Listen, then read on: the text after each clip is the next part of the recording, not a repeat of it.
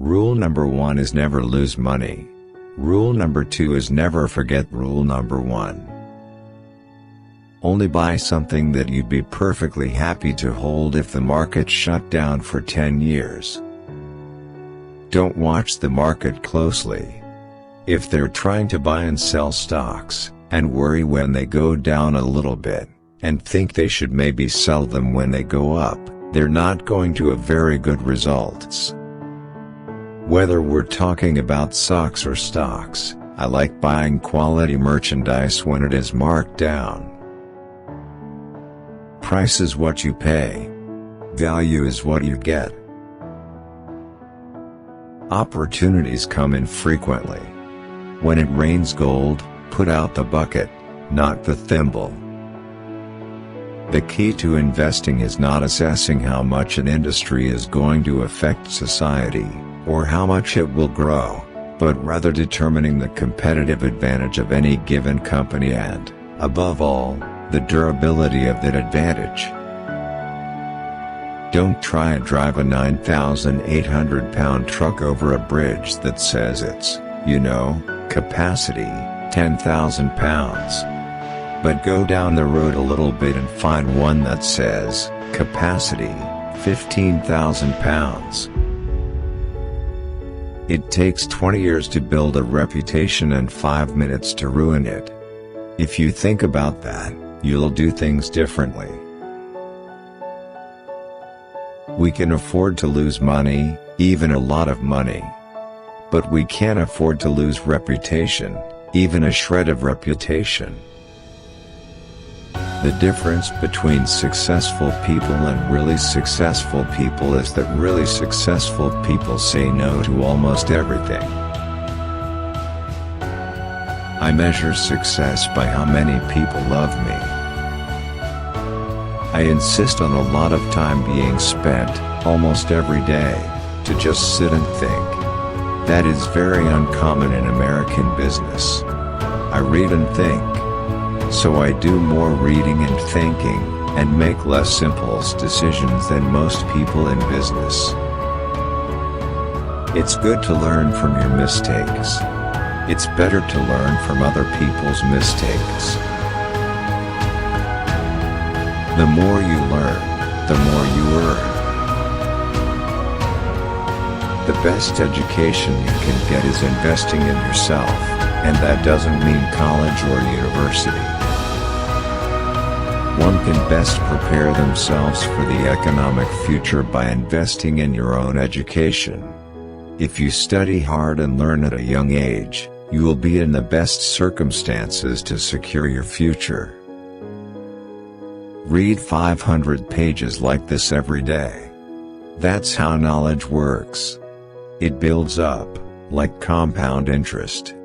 All of you can do it, but I guarantee not many of you will do it. I'll give my children enough money so that they would feel they could do anything, but not so much that they could do nothing. If you spend money on things you don't need, soon you'll have to sell the things you do need. If you're smart, you're going to make a lot of money without borrowing.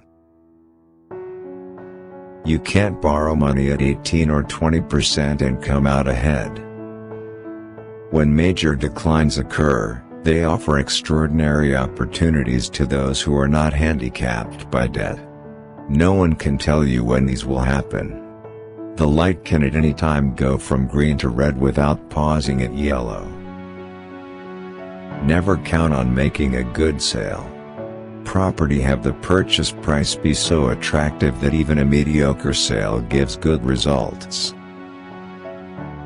It will be good for us in the long run, and I mean, there are 6.5 billion people in this world and it's great for 300 million to keep enjoying more and more property, but I think it's terrific if, the remainder do. Look at market fluctuations as your friend rather than your enemy, profit from folly rather than participate in it. A home should be the greatest asset for most people. If you find a house you like and you're going to stay in the locale for a while, buy it with a 30-year mortgage. Take advantage of the mortgage interest deduction. I doubt very much they will take it away in the end. Only when the tide goes out, do you discover who's been swimming naked. The years ahead will occasionally deliver major market declines, even panics, that will affect virtually all stocks. No one can tell you when these traumas will occur.